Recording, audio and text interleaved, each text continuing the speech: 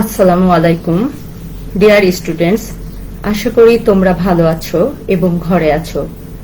Corona ভাইরাসের চলমান এই দুর্যোগময় পরিস্থিতিতে তোমরা সকলে স্বাস্থ্যবিধি এবং সামাজিক দূরত্ব মেনে চলছো। তোমরা যে যেখান থেকে এই লাইভ ক্লাসে যুক্ত আছো সবাইকে শুভেচ্ছা।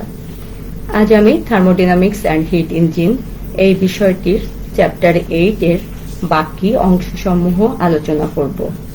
আশা করি তোমরা সবাই আমার সাথে থাকবা।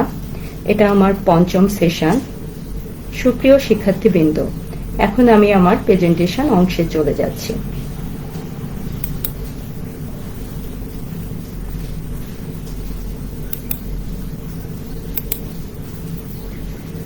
Welcome to our presentation, Session 5. Thermodynamics and Heat Engine 670, 6 on, 6 semester, Mechanical Department, Chapter 8, Thermodynamics Process of Perfect Gases, presented by Engineer Jannatul Ferdowsi, Instructor Mechanical, Dhaka Polytechnic Institute. Learning Outcome, Chapter 8, Polytropic Process, Irreversible Process, Solve Problem. Prove that in polytropic process n equal to log P2 भाग P1 भाग log V1 भाग V2, various thermodynamic process of perfect gases, isometric process with PV and TS diagram, isobaric process with PV and TS diagram. শিক্ষার্থীরা, পূর্বের ক্লাসে আমরা থার্মোডাইনামিক্সের বিভিন্ন প্রসেসগুলো সম্পর্কে জেনেছি।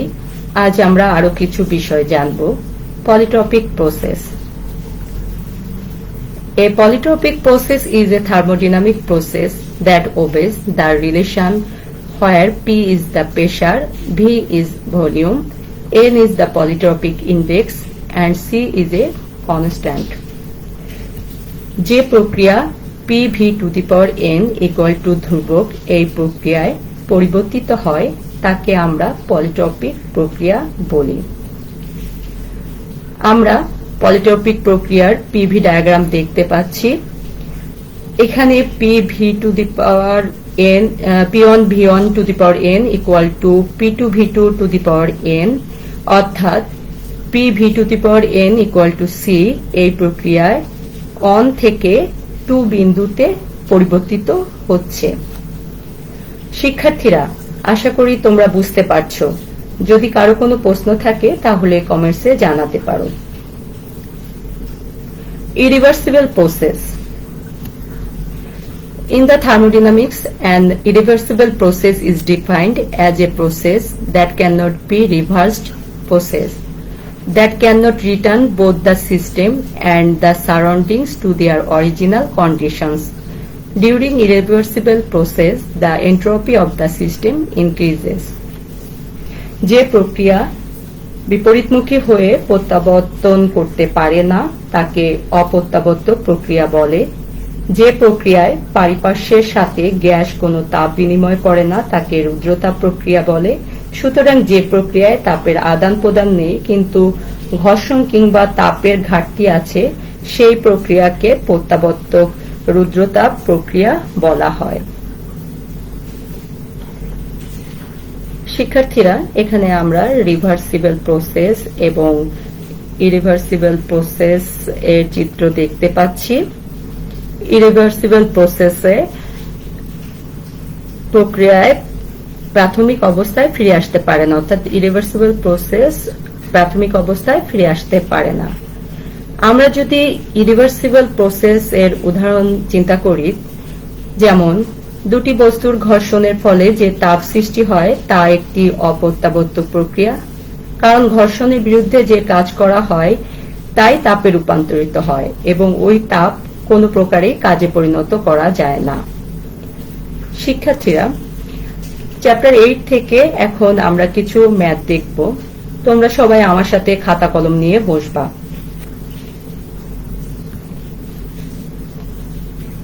প্রথম প্রবলেম যদি আমরা দেখি, 1 কেজি আদর্শ গ্যাস স্থির চাপে তাপ দিয়ে 25 ডিগ্রি সেন্টিগ্রেড হতে 200 ডিগ্রি সেন্টিগ্রেড তাপমাত্রায় উন্নীত করা হলো।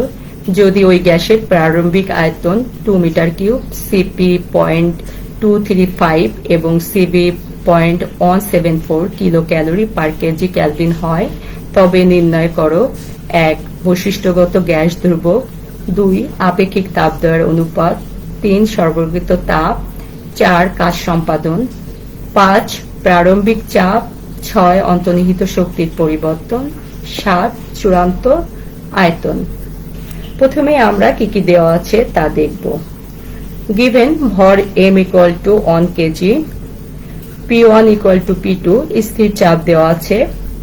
প্রাথমিক তাপমাত্রা T1 সমান 25 ডিগ্রি সেন্টিগ্রেড দেওয়া আছে, সেটাকে আমরা কেলভিন টেম্পারেচারে নিয়ে যাব। 25 প্লাস 273 ইকুয়াল টু 298 কেলভিন। চূড়ান্ত তাপমাত্রা T2 equal to 200 degree centigrade দেওয়া আছে। কেলভিন তাপমাত্রা যদি নেই 200 প্লাস 273 সমান 473 কেলভিন।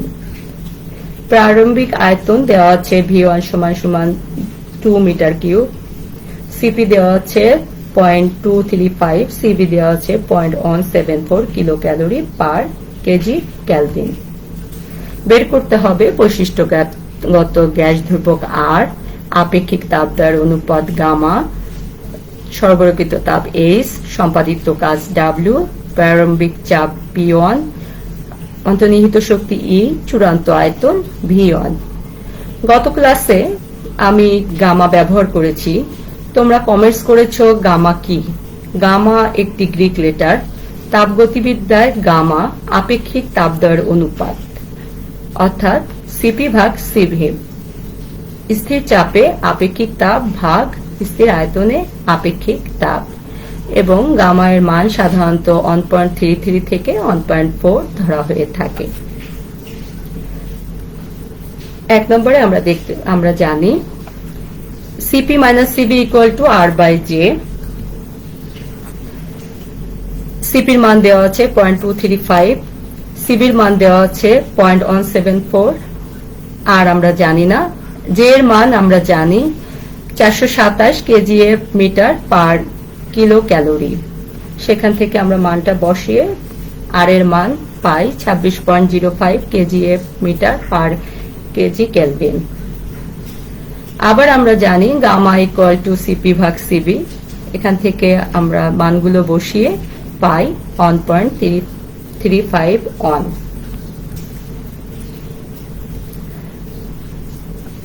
আমরা জানি S equal to M CP T2 minus T1।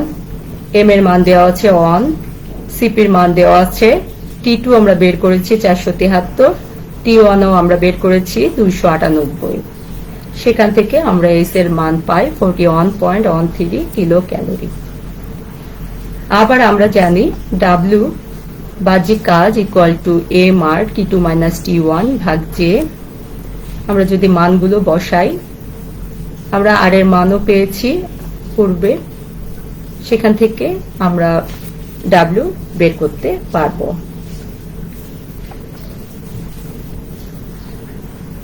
Late প্রারম্ভিক চাপ ইকুয়াল টু P1, অর্থাৎ ধরি প্রারম্ভিক চাপ P1। তাহলে আমরা সূত্র অনুসারে জানি যে P1 V1 equal to M R T1। সেখান থেকে P1 equal to pi M R T1 ভাগ V1। এখন মানগুলো যদি বসাই তাহলে আমরা পাই 0.388 কেজিএফ পার মিটার স্কয়ার। আবার আমরা জানি E equal to M CB T2 minus T1। M এর মান, সিবি এর মান, T2 এবং T1 এর মান বসালে আমরা পাই 30.45 কিলো ক্যালোরি। ধরি চূড়ান্ত আয়তন V2। আমরা জানি V1 ভাগ T1 সমান সমান V2 ভাগ T2। V2 equal to T2 ভাগ T1 ইন্টু V1। এখন মানগুলো বসালে আমরা পাই 3.17 মিটার কিউব।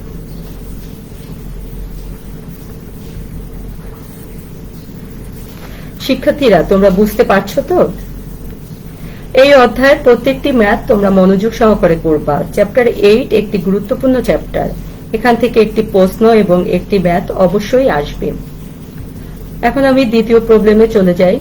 কিছু পরিমাণ বাতাস 5 কেজি পার সেন্টিমিটার স্কয়ার চাপে এবং 80 ডিগ্রি সেন্টিগ্রেড তাপমাত্রায় 0.8 মিটার কিউব আয়তন দখল করে। এটি একটি সিলিন্ডারের মধ্যে চাপ 1 কেজি পার সেন্টিমিটার স্কয়ার হওয়া পর্যন্ত স্থির তাপমাত্রায় সম্প্রসারিত হলো। কাজ সম্পাদনের পরিমাণ নির্ণয় করো। কি কি দেওয়া আছে দেখি আমরা। প্রারম্ভিক চাপ P1 = 5 KG per centimetre square equal to 5 into 10 to the power 4 KG per metre square. আমরা জানি 1 KG per centimetre square equal to 10 to the power 4 KG per metre square. T1 = T2 = T equal to 80 degree centigrade যেহেতু স্থির তাপমাত্রা। প্রারম্ভিক আয়তন V1 = 0.8 metre cube দেওয়া আছে।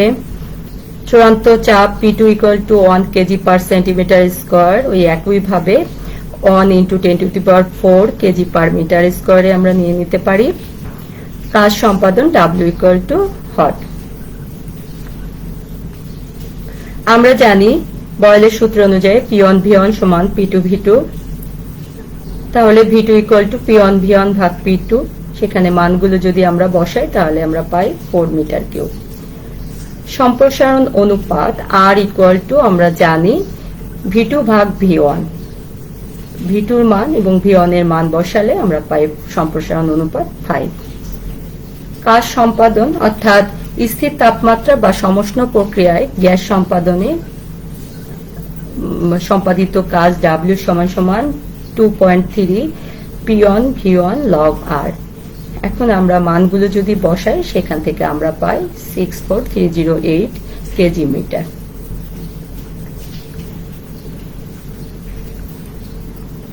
3 নম্বর অঙ্কে আমরা চলে যাই।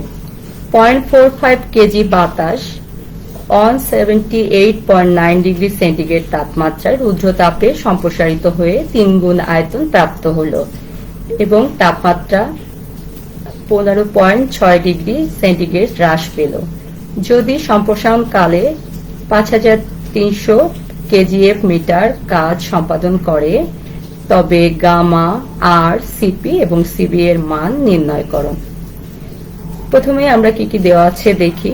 গ্যাসের ভর M = দেওয়া আছে 0.45 কেজি। প্রারম্ভিক তাপমাত্রা T1 = দেওয়া আছে 178.9। তার সাথে যদি আমরা 273 যোগ করি তাহলে আমরা পাই 451.9 কেলভিন। চূড়ান্ত আয়তন V2 = 3 ইন্টু প্রাথমিক আয়তন, যেহেতু 3 গুণ আয়তন প্রাপ্ত হলো অতএব 3 V1 ধরি প্রাথমিক আয়তন V1। চূড়ান্ত তাপমাত্রা T2 = 15.6 ডিগ্রি সেন্টিগ্রেড। তার সাথে যদি 273 যোগ করি 288.6 কেলভিন হয়। কাজ সম্পাদন W = 5300 কেজিএফ মিটার দেওয়া আছে। এখন আমরা গামা আর সিপি সিবি এর মান বের করব। আমরা জানি প্রত্যাবর্তক রুদ্রতাপ সম্প্রসারণের সমীকরণ থেকে T1 ভাগ T2 = V2 ভাগ V1 to the power gamma minus 1। এখন মানগুলো যদি আমরা বসাই তাহলে আমরা দেখেছি যে V2 হচ্ছে 3V1। এখানে যদি আমি মান বসাই তাহলে আমরা এই ইকুয়েশনটা পাই, অর্থাৎ 3 to the power gamma minus 1। তাহলে 3 to the power gamma minus 1 equal to calculation করে পাই 1.566। উভয় পক্ষে যদি আমরা লগ নেই তাহলে আমরা পাই গামা মাইনাস 1। যেহেতু log 3 to the power gamma minus 1, সেখানে গামা মাইনাস 1 পূর্বে চলে আসবে। সেখান থেকে আমরা পাই gamma minus 1 log 3 equal to log 1.566।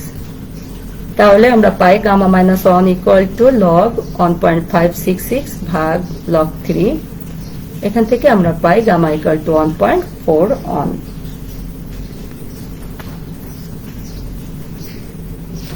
আমরা জানি W বাহ্যিক কাজ ইকুয়াল টু A মার T1 minus T2 gamma minus 1 for expansion. মানগুলো যদি আমরা বসাই সেখান থেকে আমরা আর এর মান বের করতে পারি 29.57 KGF metre per KG kelvin. আমরা জানি CP minus CB equal to R by J, gamma equal to যেহেতু CP by CB equal to 1.41, সেখান থেকে আমরা সিপি ইকুয়াল টু পাই 1.41 ইন্টু সিভি। সিপি এর জায়গায় আমরা যদি এই মানটি বসাই তাহলে আমরা পাই 1.41 CB minus CB equal to R এর মান বসিয়েছি, জে এর মান বসিয়েছি। এখান থেকে আমরা সিবি এর মান পাই 0.168 kilo calorie per KG kelvin. তাহলে আমরা যেহেতু লিখেছি CP equal to 1.41 into CB, সেহেতু এখানে মানটা বসালে আমরা পাই 0.237 kilo calorie per KG kelvin. তোমরা বুঝতে পারছো তো শিক্ষার্থীরা? এখন আমরা 4 নম্বর অঙ্ক দেখব। 6.5 কেজি পার সেন্টিমিটার স্কয়ার পরম চাপে ও 100 ডিগ্রি সেন্টিগ্রেড তাপমাত্রায় 1390 সেন্টিমিটার কিউব আয়তনের gas PV two the power N equal to ধ্রুবক অনুসারে সম্প্রসারিত হলে 6940 সেন্টিমিটার কিউব আয়তন ও 0.05 কেজি পার সেন্টিমিটার স্কয়ার চাপ প্রাপ্ত হলো। নির্ণয় করো ইন্ডেক্স এন এর মান, সম্প্রসারণে সম্পাদিত কাজ। দেওয়া আছে প্রাথমিক চাপ P1 equal two 6.5 KG per centimetre square, প্রাথমিক তাপমাত্রা দেওয়া আছে 100 ডিগ্রি সেন্টিগ্রেড, সেখান থেকে আমরা পাই 373 ডিগ্রি কেলভিন। প্রাথমিক আয়তন দেওয়া আছে 1390 সেন্টিমিটার কিউব, চূড়ান্ত আয়তন দেওয়া আছে 6940 সেন্টিমিটার কিউব, চূড়ান্ত চাপ দেওয়া আছে 1.05 কেজি পার সেন্টিমিটার স্কয়ার। তাহলে ইন্ডেক্স এন ইকুয়াল টু কত এবং সম্পাদিত কাজ ডাব্লিউ ইকুয়াল টু কত বের করতে হবে। ইন পলিট্রপিক প্রসেস আমরা জানি T1 ভাগ T2 ইকুয়াল টু V2 ভাগ V1 to the power n minus 1। এটাকে যদি আমরা 1 নম্বর সমীকরণ ধরি, এবং T1 ভাগ T2 ইকুয়াল টু P1 ভাগ P2 to the power n minus 1 by n, এটাকে যদি আমরা 2 নম্বর সমীকরণ ধরি, তাহলে 1 এবং 2 থেকে আমরা পাই,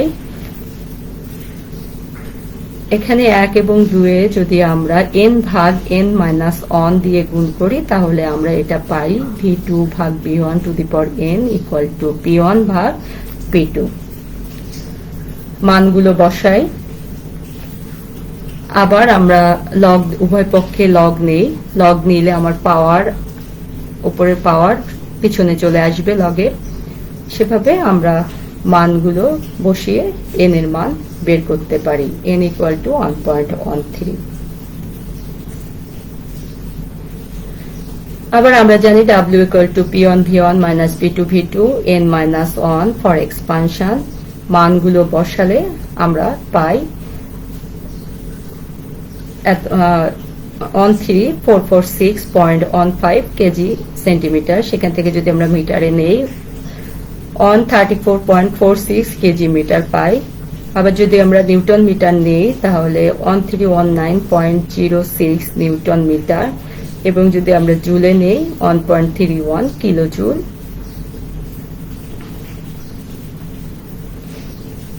এখন আমরা চ্যাপ্টার 8 থেকে কিছু প্রশ্নের উত্তর দেখব। দেখাও যে পলিট্রপিক সূচক n equal to log P2 ভাগ P1 ভাগ লগ V1 ভাগ V2। অনেক সময় এই প্রশ্নটি আসে পরীক্ষায়। In polytropic process we know PV to the power n equal to constant, তাহলে P1 V1 to the power n equal to P2 V to the power n। উভয় পক্ষে যদি আমরা লগ নেই তাহলে লগ P1 প্লাস n আগে চলে আসবে, n log V1 equal to log P2 plus n log V2। আমরা জানি গুণ আকারে থাকলে এটা লগের ক্ষেত্রে যোগ হয়ে যায়। n এর মানগুলো সহকারে লগগুলোকে যদি আমরা কমন নিই তাহলে আমরা পাই n log V1 minus log V2 equal to log P2 minus P1। এখান থেকে আমরা পাই n লগ V1 ভাগ V2। আমরা জানি log V1 minus log V2 equal to log V1 ভাগ V2, সেখান থেকে আমরা লিখতে পারি। এখান থেকে আমরা ক্যালকুলেশন করলে আমরা n equal to log P2 ভাগ P1 ভাগ log V1 ভাগ V2 প্রমাণ করতে পারি।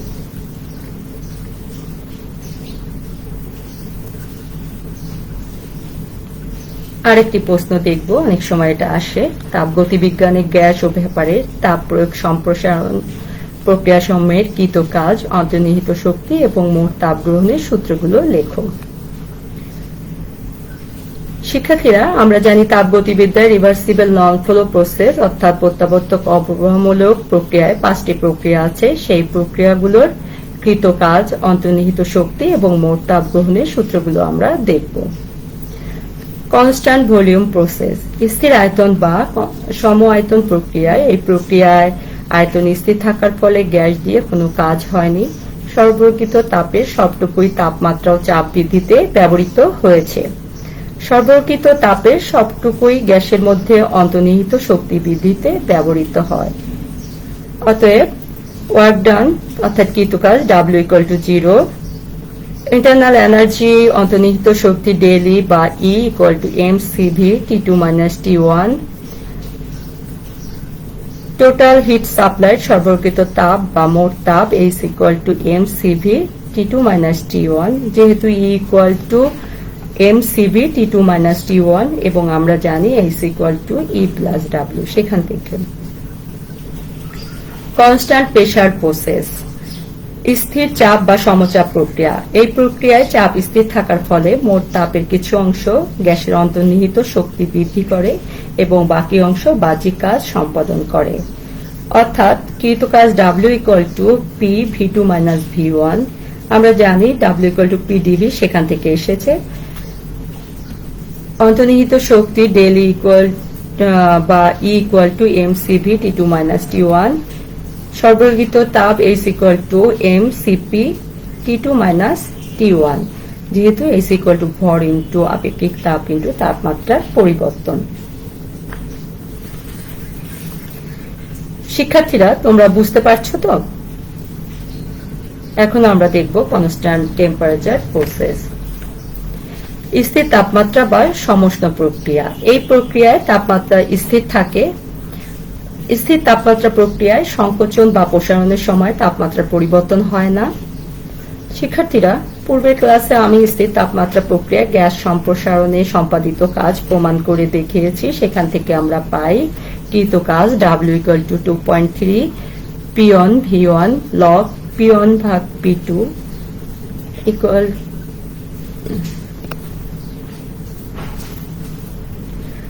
অন্তর্নিহিত শক্তি ডেলি বা E = 0। যেহেতু কনস্ট্যান্ট টেম্পারেচার প্রসেসে অন্তর্নিহিত শক্তির কোনো পরিবর্তন হয় না, সেহেতু সরবরাহিত তাপ H = 2.3 P1 V1 log V2 ভাগ V1 অথবা 2.3 P1 V1 log P1 ভাগ P2। যেহেতু স্থির তাপমাত্রা প্রসারণে কাজ = সরবরাহিত তাপ অথবা স্থির তাপমাত্রা সংকোচনে কাজ = পরিতপ্ত তাপ, সেখান থেকে আমরা পেয়েছি H = W। সেখান থেকে আমরা মানগুলো পাই। এখন আমরা এডিয়াবেটিক প্রসেস দেখব। প্রত্যাবর্তক রুদ্রতাপ প্রক্রিয়া, এই প্রক্রিয়ায় চাপ ও আয়তনের পরিবর্তন হয় অর্থাৎ কাজ সম্পাদন হয়। কোনো তাপ তাতে প্রবেশ করতে পারে না বা তাপ বের হতে পারে না। তাপমাত্রার পরিবর্তন হয়, ফলে অন্তর্নিহিত শক্তি কাজে রূপান্তরিত হয়। অন্তর্নিহিত শক্তি সম্পাদিত কাজের সমান। এই প্রক্রিয়াটি P V2 = ধ্রুবক এই প্রক্রিয়ায় পরিবর্তিত হয়। শিক্ষার্থীরা, প্রত্যাবর্তক রুদ্রতাপ প্রক্রিয়ায় সম্প্রসারণে সম্পাদিত কাজ আমরা পূর্বের ক্লাসে প্রমাণ করে দেখিয়েছি। সেখান থেকে আমরা পাই কৃত কাজ W = P1 V1 - P2 V2 ভাগ গামা - 1 for expansion, P2 V2 - P1 V1 ভাগ গামা - 1 for compression, ইন্টারনাল এনার্জি ডেইলি বা E = mCv T2 - T1। যেহেতু গ্যাস হতে কোনো তাপ বের হয় না বা গ্যাস কোনো তাপ গ্রহণ করে না, সেহেতু H = 0। পলিট্রপিক প্রসেস, পলিট্রপিক প্রক্রিয়া P V2n = ধ্রুবক এই প্রক্রিয়ায় পরিবর্তিত হয় অর্থাৎ P1 V1 to the power n equal to P2 V2, সেখান থেকে আমরা পাই সম্পাদিত কাজ W equal to P1 V1 minus P2 V2 ভাগ n minus 1 for expansion, P2 V2 minus P1 V1 ভাগ n minus 1 for compression, internal energy বা অন্তর্নিহিত শক্তি daily বা E equal to mcb T2 minus T1 এবং total heat supplied H equal to W plus E, সেখান থেকে আমরা পাই P1 V1 minus P2 V2 n minus 1 plus mcb T2 minus T1। শিক্ষার্থীরা আরেকটি প্রশ্ন দেখব আমরা। আইসোমেট্রিক প্রসেসের পিভিটিএস চিত্র অঙ্কন করো। এটি একটি isometric or আইসোপোরিক or constant volume process এর পিভি এবং টিএস ডায়াগ্রাম। এখানে পিভি ডায়াগ্রামে ভি স্থির, শুধুমাত্র পি চেঞ্জ হচ্ছে এবং টিএস ডায়াগ্রামে টি এবং এস উভয়ই চেঞ্জ হয়ে 1 থেকে 2 বিন্দুতে পৌঁছায়। আমরা আগেই দেখেছি এগুলো। আবার এভাবে আসতে পারে আইসোবারিক প্রসেসের পিভিটিএস চিত্র অঙ্কন করো। এটি একটি আইসোবারিক or কনস্ট্যান্ট প্রেসার প্রসেসের পিভিটিএস ডায়াগ্রাম। এখানে পিভি ডায়াগ্রামে পি স্থির, 1 থেকে 2 বিন্দুতে শুধুমাত্র ভি চেঞ্জ হয়েছে এবং টিএস ডায়াগ্রামে টি এবং এস দুটারই চেঞ্জ হয়েছে, 1 থেকে 2 বিন্দুতে পৌঁছেছে।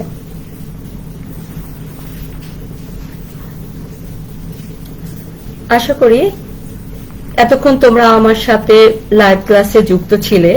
আজ আমি তোমাদের চ্যাপ্টার 8 থেকে আরো কিছু হোমওয়ার্ক দিচ্ছি, এগুলো তোমরা খাতায় লিখে ফেলবা।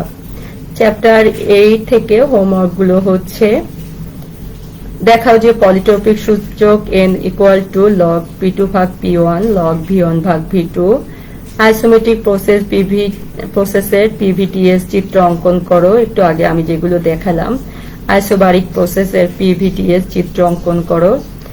আমি 2টো অঙ্ক দিয়েছি তোমাদেরকে করার জন্য।